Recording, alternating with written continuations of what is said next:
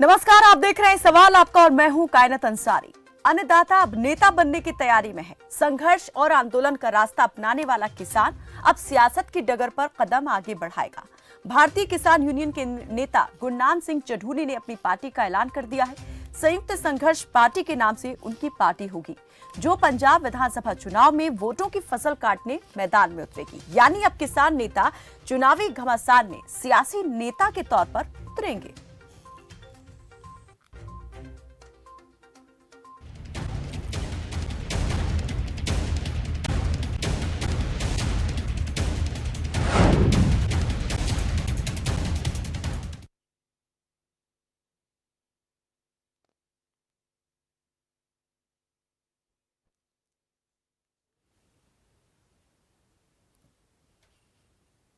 तो पहले आंदोलन से पहचान और अब सियासत का ऐलान।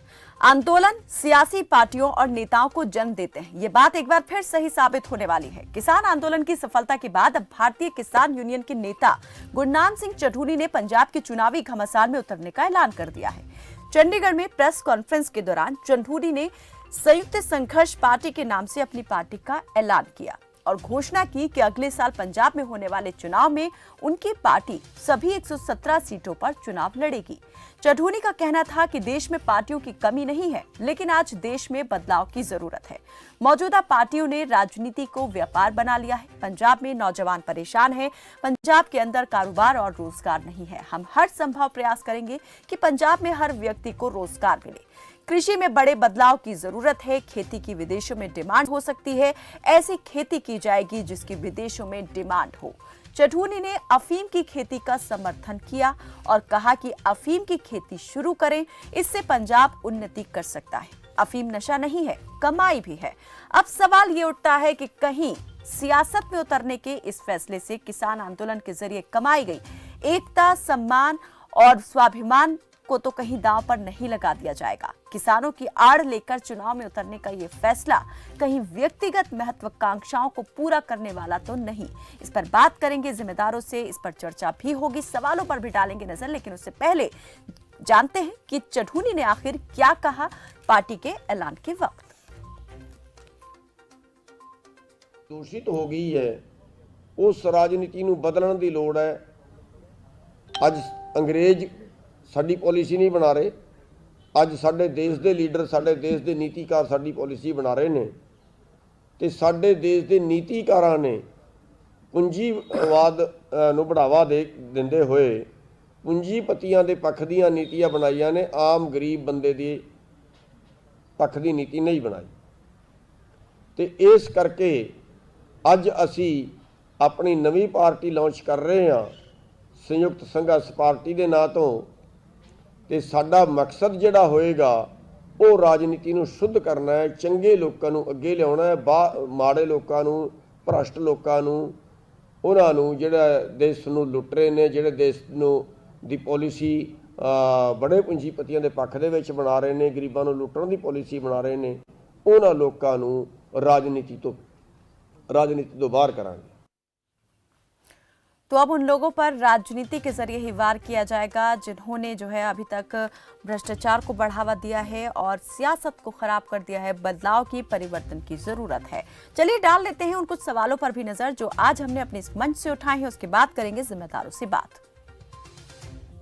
तो आंदोलन से मिली पहचान, अब चुनाव में भुनाएंगे किसान।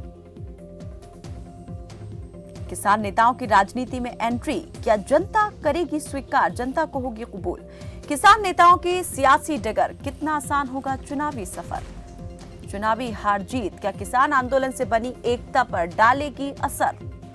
किसानों की चुनाव में एंट्री, किसान संगठनों की मिलेगी सहमति। क्या सभी किसान संगठन जो किसान आंदोलन के साथ एकजुट थे, एक साथ थे, क्या उन सभी की सहमति भी इस चुनावी पार्टी को मिलेगी जिसे भारतीय किसान यूनियन के नेता गुरनाम सिंह चढ़ूनी ने बनाया है, इसका गठन किया है, ऐलान किया है। तो नंबर आपके सामने फ्लैश होते रहेंगे। कार्यक्रम के दौरान भी आप इन नंबर पर कॉल करके हमारे इस कार्यक्रम से जुड़ सकते हैं। इस विषय से जुड़ी आपकी क्या राय, क्या सुझाव है, आप क्या सोचते हैं, इसको लेकर के हम तक अपनी बात पहुंचा सकते हैं। आपके सवालों के जवाब जिम्मेदार देंगे। हमारे साथ जुड़ गए हैं इस पर मेहमान बातचीत करने के लिए प्रिंस वड़ेच हमारे साथ जुड़े हैं, प्रवक्ता हैं भारतीय किसान यूनियन के चढ़ूनी ग्रुप से, और बीजेपी के नेता डीपी कौशिक हमारे साथ जुड़ गए हैं। सबसे पहले मैं प्रिंस वड़ेच से पूछना चाहूंगी। प्रिंस वड़ेच, किसान आंदोलन के दौरान जो सफलता, जो पहचान मिली तमाम किसानों को, किसान संगठनों को, क्या अब उस पहचान को भुनाने का काम जो है इस चुनाव में किया जाएगा? किसी एक चुनावी संगठन की ओर से, किसी चुनावी लीडर की तरफ से, नेता की तरफ से जो बात हो रही थी किसान आंदोलन में कि ये नेता नहीं है, किसान नेता नहीं है, ये सिर्फ यहाँ पर अपनी चुनावी फसल काटने के लिए पहुंचे हुए हैं, क्या वो अब सच साबित हो रही है? देखिए, जहां तक तो आपने बात की कि वो कह रहे थे कि ये चुनावी नेता है, आंदोलन सही नहीं है, तो 3 काले कानून वापस लेकर के सरकार ने उस बात को तो खुद ही झुठला दिया। अब उस पर बात करने का कोई फायदा नहीं जी। जहां तक आपने बात की पहचान को और मौके को भुनाने की, तो ये कोई भुनाने वाली बात नहीं है, ये हमारी मजबूरी हो गई कि आज आजादी के तकरीबन 70 साल बाद जो उत्तम खेती मानी जाती थी, आज वो निम्नतम स्तर पर पहुंच गई। और हमारे देश का कोई भी युवा आज देश में रहना नहीं चाहता, गलत नीतियों के कारण पलायन, विदेशी पलायन करने को मजबूर है। तो उन नीतियों को जो किसानों के खिलाफ है, किसानों के पक्ष में बनाने के लिए इस राजनीतिक पार्टी का गठन किया गया है, जो किरती कामगारों की, आम आदमी की पार्टी होगी, उनके हकों को सुरक्षित करेगी। ये पार्टी का ऐलान आंदोलन के दौरान क्यों नहीं किया गया? आंदोलन की समाप्ति के बाद, सफलता के बाद, जब किसान अपने अपने घरों को लौट गए हैं, तभी क्यों किया गया? इससे पहले भी इसका ऐलान किया जा सकता था। क्या किसी प्रकार का ये डर था कि ये एक व्यक्तिगत फैसला है, अगर लेंगे तो कुछ विपरीत प्रभाव भी पड़ सकता है, अलग किया जा सकता है आंदोलन से? ऐसी कोई बात नहीं है। हम पहले दिन से अपने स्टैंड पर कायम थे, चाहे एसकेएम ने कोई कार्रवाई भी की, कि मिशन पंजाब चलाएंगे, साफ सुथरे अच्छे लोगों को, ईमानदार लोगों को, लोगों का राज लोगों के हाथ में आकर के देंगे। और एक नॉर्मल रूटीन प्रक्रिया होती है, कोई भी काम एकदम से नहीं हो जाता। पहले ऐलान किया, अब पार्टी बन गई है, धीरे धीरे सीढ़ी दर सीढ़ी सारे काम होंगे। डीपी कौशिक जी, आप क्या सोचते हैं इस ऐलान को लेकर के जो गुरनाम सिंह चढ़ूनी की ओर से किया गया है? गाना चढ़ूनी जी के बारे में पूरा हरियाणा जानता है, पंजाब जानता है। जैसे इनकी सोच रही है, जैसे ये कहते हैं ना किसी के इशारे में नाचने वाले इंसान रहे हैं, ये सबको पता है। खुशी है इस बात की, ये अपने नए विचार लेकर आए हैं, इनको अपनी किस्मत आजमानी चाहिए, लोगों को पता चलेगा, इनको भी पता चलेगा ये कहाँ पे स्टैंड कर रहे हैं। पूरे जितना भी आंदोलन आज तक के, मैं ये नहीं कर रहा अभी जो आंदोलन चला उसकी बात नहीं कर रहा, पहले भी जितने आंदोलन हुए सबसे बदनाम व्यक्ति अगर है तो चढ़ूनी है। किसके इशारे पर नाचते हैं ये भी सबको पता है। राजनीति कीजिए, हमें खुशी है, राजनीति कीजिए, पर ये तो हम पहले से ही कह रहे थे, आंदोलन तो राजनीतिक प्रेरित आंदोलन था ये आपका सारा साथ, हम शुरू से कहते आ रहे हैं। आपकी ये किसान, लेकिन डीबी जी, सभी किसान संगठन जो इस आंदोलन में शामिल थे, उनकी तरफ से यहाँ पर अभी बात क्लियर नहीं की गई है, उनकी तरफ से समर्थन दिया गया है इस पार्टी को या नहीं, ये भी साफ नहीं है। मैं बता रहा हूँ ना, पूरा आंदोलन प्रेरित था ये सारा सारा, और वो चीज अब आपके सामने आ गई। हम तो पहले से ही कहते थे भाई ये किसके इशारे पे ये सब कुछ हो रहा है, ये देश हित में नहीं है। चलो अच्छी है, सरकार ने अपनी सूझबूझ से किसानों की बात को माना, और उम्मीद भी करते हैं भी आगे तो सरकार पहले से ही किसानों के हित में रही है और आगे भी रहेगी, इसमें कोई दायरा ही नहीं।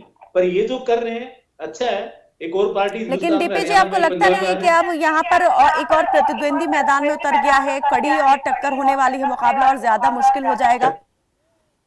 टक्कर? कौन सी टक्कर की बात कर रहे हैं आप? पंजाब में चढ़ूनी यहाँ पर मैदान में उतरेंगे, चुनावी मैदान में दो दो हाथ करने के लिए, लगता नहीं है कि अब और ज्यादा मुकाबला कड़ा हो जाएगा?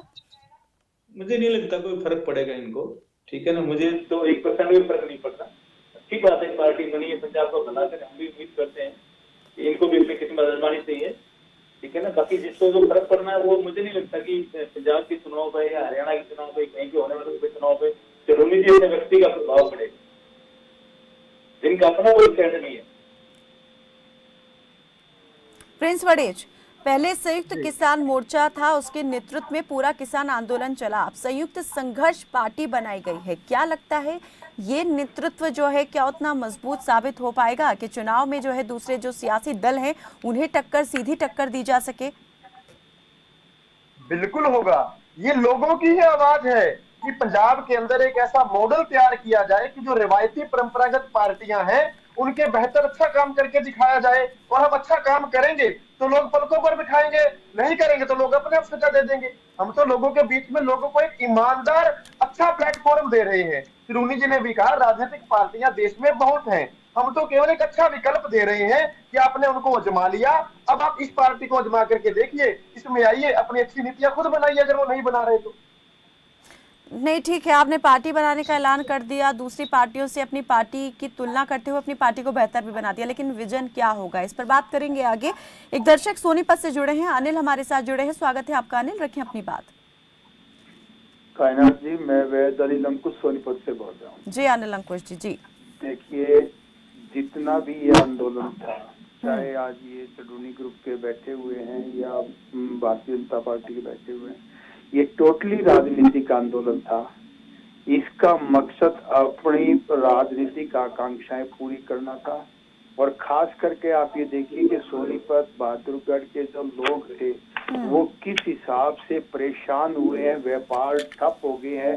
अपनी महत्वाकांक्षा के लिए लाखों करोड़ों आदमियों का इन्होंने रोजगार ठप किया है। उन लोगों को कायनात पर बिठा दिया है। ना सरकार ने कुछ सुनी, ना अब कोई सुन रहे। लोगों को ब्याज भी देना पड़ा, लोगों को फीस भी देनी पड़ी, लोगों के काम भी ठप हो गए। अब ये राजनीति को करना चाहिए, हर एक आदमी का हक बनता है। इनका बहुत अच्छी बात होगी कि ये लोग जा करके और राजनीति करें और आगे किसानों के हक में, मजदूरों के हक में, समाज के हक में काम करें। लेकिन राजनीति के तौर पर देश को इस तरह से विनाश के कगार पर पहुंचाना अच्छी बात नहीं होती, ये ठीक नहीं होता। सबका वो ऐसे, सरकार इसमें कसूरवार थी, चाहे क्या नाम आंदोलनकारी कसूरवार थे, हम तो एक न्यूट्रल व्यक्ति हैं। लेकिन एक बात कहते हैं कि अपनी पेट के लिए करोड़ों आदमियों का पेट काट देना, किसी उसमें संविधान में, किसी शास्त्र में, किसी भी कौम के अंदर ये लिखा हुआ नहीं है। जो किया वो अच्छा नहीं किया। चलिए, बहुत बहुत शुक्रिया अनिल अंकुश जी हमारे साथ इस बातचीत में जुड़ने के लिए। जी प्रिंस वड़ेज, आम लोग अब इसको इस नज़रिए से भी देख रहे हैं कि सरकार ने तो सोचा ही नहीं, लेकिन जो किसान भी यहाँ पर बैठे हुए थे उन्होंने भी नहीं इतनी गंभीरता दिखाई यहाँ पर। लेकिन अब जो सियासत में उतरने का फैसला किया है, ये पहले से ही सोचा समझा जो एक कदम है वो था और उठाया जा रहा है। देखिए, मैंने पहले भी कहा, किसानों का राजनीति में आना कोई शौक नहीं, एक मजबूरी है कि जिन लोगों को हमने इतने सालों तक चुना, अपनी वोट दी, ताकत दी, उन्होंने हमारे लिए किया भी कुछ नहीं। जब कभी हमें कुछ जरूरत पड़ी तो हमें आगे से गोली मिली, लाठी मिली, वाटर कैनन मिली। और जहां तक दर्शक साथी की बात का सवाल था, इस बात में काफी बार चर्चा हो चुकी है और सरकार ने कानून वापस लेकर के ये साबित खुद कर दिया कि किसान सही थे और ना हमने कोई रास्ता रोका था। अब इन पे बात करने का कोई औचित्य नहीं रह जाता। अब भविष्य पे बात होनी चाहिए। राजनीतिक पार्टी बनाई है, आम लोगों की आवाज को लेकिन आम लोगों की आवाज को उठाने के लिए और विकास की गति को और तेज करने के लिए विजन क्या रहेगा आपके सामने? ठीक है, आप 3 कृषि कानूनों के विरोध में बैठे थे आंदोलन करने के लिए, वो वहां पर आपके सामने सब चीजें साफ थी, क्लियर थी, कहां पर नफा कितना नुकसान है वो सब आपको मालूम था, इसीलिए आप बैठे। लेकिन अब जो यहाँ पर आप एक उतर रहे हैं मैदान के अंदर, वहां पर आगे किस तरीके से बढ़ना है, प्रदेश को आगे किस तरह से ले जाना है, नीतियां क्या रहने वाली हैं, क्या नया कुछ करके दिखाएंगे, इसके बारे में क्या सोचा है? देखिए, सबसे पहली बात, जीरो टॉलरेंस ऑन करप्शन, भ्रष्टाचार पर अंकुश लगाना, शिक्षा और सेहत पर काम करना, जो मूलभूत ढांचा है किसी भी समाज का, कि उसको बेहतर कैसे किया जाए। और दूसरा, जो देश के अंदर ये स्ट्रक्चर बन गया कि 90% पैसा तो केवल 1 से 1.5% लोगों के पास है, एक आदमी अमीर ही होता जा रहा है और एक आदमी के पास खाने को रोटी भी नहीं है। ये जो खाई पैदा हो रही है, जो बेलगाम पूंजीवाद है, जो सरकारें जिनसे चंदा लेकर के उनके हकों में नीतियां बनाती हैं, उनको ठीक करना, आम लोगों को राहत पहुंचाना, ये हमारा एजेंडा रहेगा, विजन रहेगा। लेकिन यहाँ पर एक बात जो सवाल उठाती है चढूनी के विजन को लेकर, उन्होंने कहा कि जो अफीम की खेती है वो की जाए, इससे प्रदेश उन्नत होगा, उन्नति होगी पंजाब की। ऐसे में पंजाब जो पहले ही नशे की चपेट में है, नशे के विरोध में सरकारें लगातार अभियान चलाने की बात करती हैं, चलाती भी हैं, ऐसे में इस तरीके से अफीम की खेती को आगे बढ़ाने की बात करना, ये कितना जिम्मेदाराना बयान है या गैर जिम्मेदाराना है? अफीम की खेती करना और नशे को बढ़ावा देना दो अलग अलग बातें हैं। राजस्थान और मध्य प्रदेश में पहले ही लीगल है, तो वहां पर क्या नशा प्रमोट हो गया? हम नशा करने के लिए नहीं कह रहे किसी को भी, इस बात को समझिए आप। हम कह रहे हैं कि जो फसल लाभदायक है, जिसका अच्छा मूल्य मिल सकता है, उसे कंट्रोल कौन करेगा? नशा बिकवाने में तो आज तक की सरकारों का हाथ है, जेलों के अंदर तक नशा बिकता है। इसीलिए तो नई पार्टी बनाई है, नए लोगों को लेकर के आ रहे हैं जो इनके ऊपर सख्ताई करेंगे, नशे पर रोक लगाएंगे। और अफीम की खेती करने का मतलब ये नहीं कि लोगों को नशे की ओर वो बढ़ाया जाए। अफीम की खेती एक अच्छा मॉडल है ताकि किसानों की आजीविका, उनकी कमाई बढ़े। डीपी कौशिक जी। कानाज ठीक है, हमारे देखिए लोकतांत्रिक देश में हर तरह के इंसान है और पार्टी बनाई इन्होंने अच्छी, हम तो उनको शुभकामनाएं देते हैं। और अगर ये पंजाब का भविष्य को सुधार सकते हैं तो आए। जिस हिसाब से मेरे ये प्रवक्ता चेडोनी जी के प्रवक्ता जो कह रहे थे कि भ्रष्टाचार, आप भ्रष्टाचार की बात करें तो आपके आंदोलन में जितने भ्रष्टाचार की आपने उंगली उठी है और खासतौर पर चेडोनी जी के ऊपर, तो शायद मैं भी मेरा सारा हिंदुस्तान का मीडिया जानता होगा कितनी उंगलियां इनके ऊपर उठी है। पर फिर भी मैं आशा करता हूँ कि आपकी जो चुनावी इच्छा वो पूरी हो, आप इलेक्शन लड़े, आपकी पार्टी दिन रात चौगनी करे। और आपको शोभा नहीं देता, आप एक जिम्मेदार पार्टी के जिम्मेदार प्रवक्ता है, ये शोभा नहीं देते आपको कुछ बोलना। पंजाब का भविष्य सुधारे, मैं ऐसी कामना करता हूँ। चलिए एक और दर्शक इस पर बात करेंगे। प्रिंस वर्डेज में आऊंगी आपके पास में। एक दर्शक जुड़े यमुनानगर से, राजन, बहुत स्वागत है आपका। राजन, रखें अपनी बात।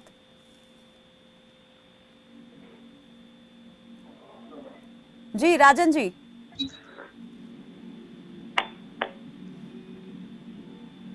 राजन सुन पा रहे हैं हमें? नीरज हमारे साथ जुड़े हैं। नीरज, स्वागत है आपका। मैडम, मैं आपको और आपके चैनल को, खबर फर्स्ट को नमस्कार करता हूँ जी। जो आज का मुद्दा है मैडम, केवल अभी जो गुरनाम चौधरी है पंजाब से इलेक्शन लड़ रहे हैं, मैं इनका स्वागत करता हूँ। ऐसे अरण्य में भी किसानों ने इलेक्शन लड़ना चाहिए ताकि भाजपा सरकार ने आम आदमी के लिए कुछ नहीं किया।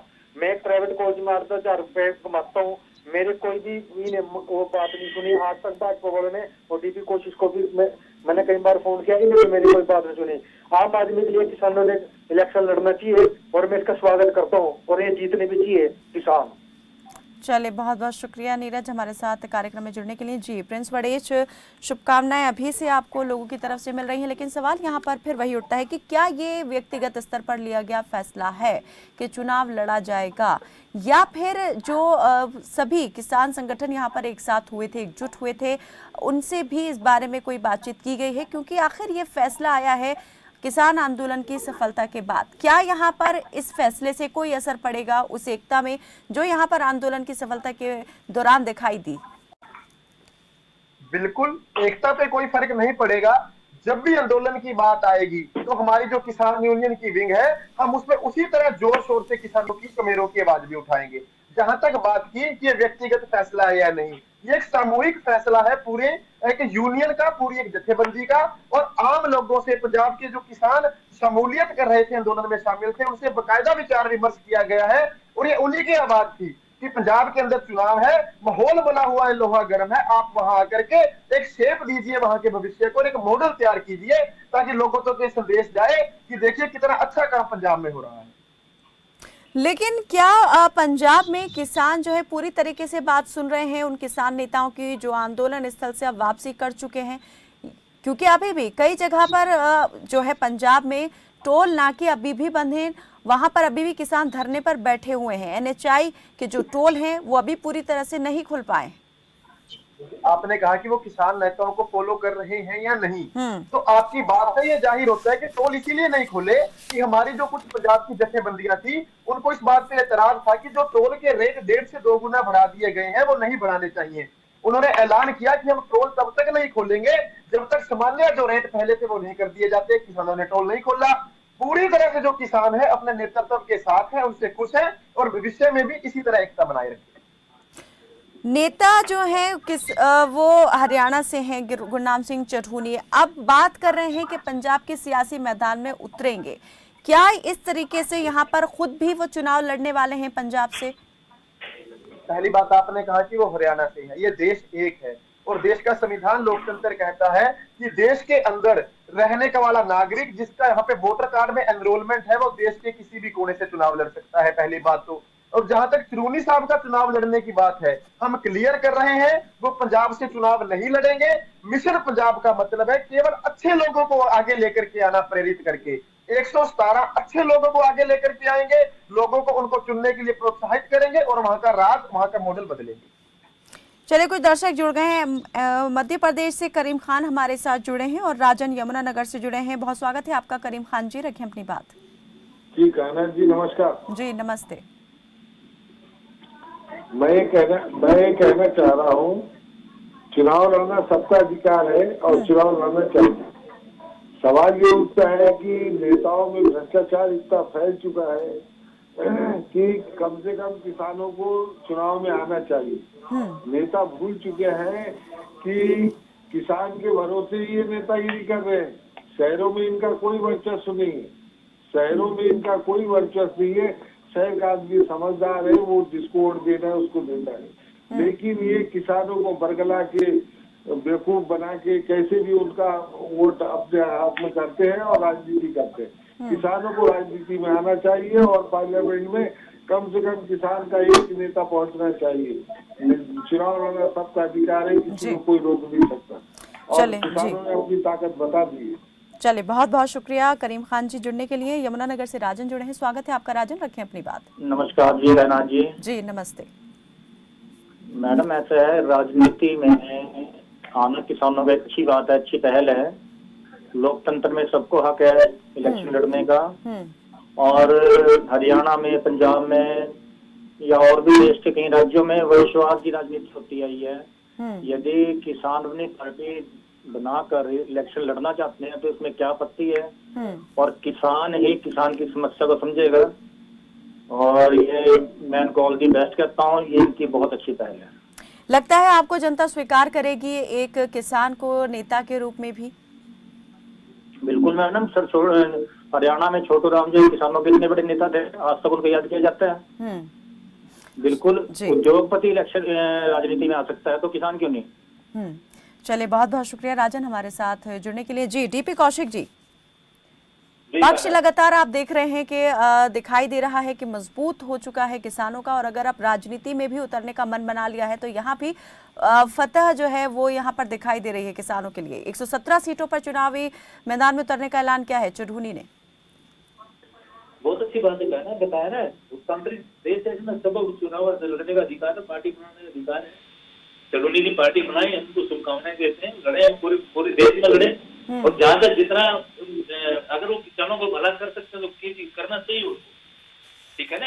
और तो हम तो हमें तो खुशी है कि हमारे किसान भाई आगे बढ़ रहे हैं, और ये देश के, अगर ये कहते हैं देश के हित में हो तो और भी अच्छी बात। अगर अपना हित है तो ये अपनी सोच है, देश हित में लड़ाई लड़ी, पार्टी बनाए, इलेक्शन लड़े तो बहुत अच्छी बात है। हमें भी खुशी होगी, पूरे प्रदेश को खुशी होगी। खैर, यहाँ पर ये तो अभी भविष्य बताएगा कि हार होती है या जीत होती है, लेकिन आपको क्या लगता है ये जो हार जीत होगी, क्या इससे कोई फर्क पड़ेगा? किसान आंदोलन के दौरान जो एकजुटता यहाँ पर दिखाई दी किसानों में, और जो आंदोलन को लेकर एक छवि बनी है मन मस्तिष्क में प्रदेश की और देश की जनता के मन के अंदर, क्या उस पर कोई असर पड़ेगा इससे? ये अपने आप ही है ना, जैसे आंदोलन में लगे कि आपस की गुटबाजी रही है ना, मैं लिख के देता हूँ, इनकी अपने आप ही लड़ घूटने लगे। इलेक्शन तो सब लड़ेंगे, पहले अपनी पार्टी में, अपने जो संगठन है इनमें ही ठीक ठाक अपनी छवि बना लें, इनके अपने आपसी विचार एक हो जाए तो ये सब ज्यादा खुशी की बात है। ऐसा ना हो जैसे पिछले आंदोलन में देखा गया, हमेशा चढ़ूनी जी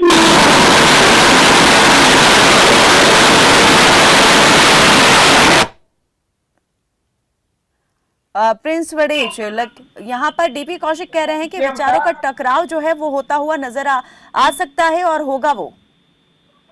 कायनात जी, मैं कौशिक साहब को ये बता देना चाहता हूँ कि एसकेएम एक लोकतांत्रिक संगठन था जो सही मायने में लोकतंत्र का प्रहरी था, इसलिए वहां पर विचारों में विरोधाभास भी होता था, टकराव भी, हर बात पे क्लियर किया जाता था हर बात को। बीजेपी की तरह तानाशाही नहीं थी कि एक आदमी पहले कानून ले आया बैकडोर से और एक आदमी ने स्टेज माइक पर आके जनता के सामने बोल दिया कि कानून रद्द, उसके बाद वो बिल लाए और राष्ट्रपति ने साइन कर दिए। ये एसकेएम का एक खूबसूरत हेल्दी लोकतंत्र था, स्वस्थ लोकतंत्र था, और ये इसी को लोकशाही कहते हैं। तो यहाँ पर विचारों का टकराव नहीं होगा, आपस में सिद्धांत नहीं टकराएंगे।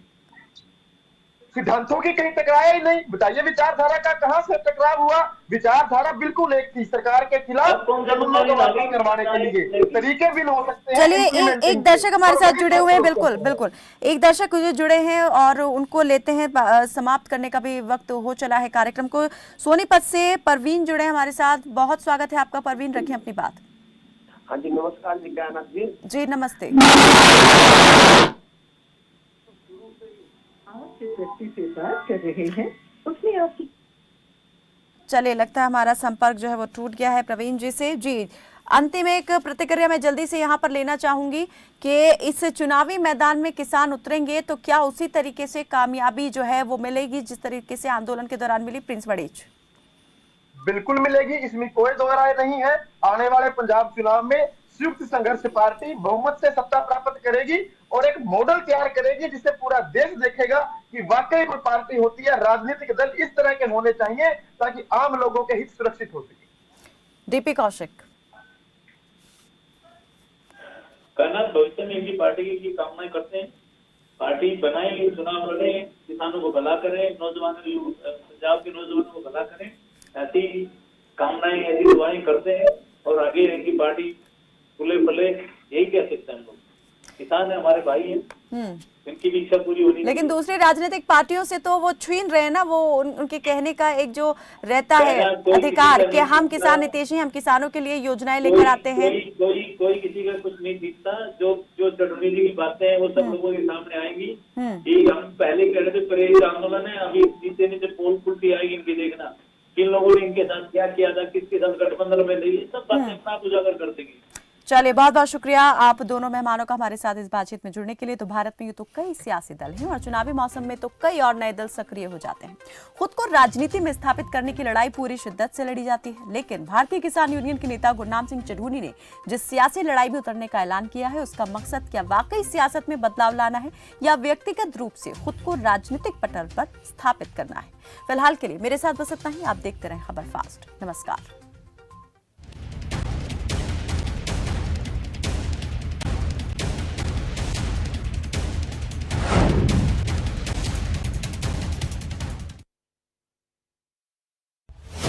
न हल्ला न बवाल, सीधा सवाल, बड़ा मुद्दा, हर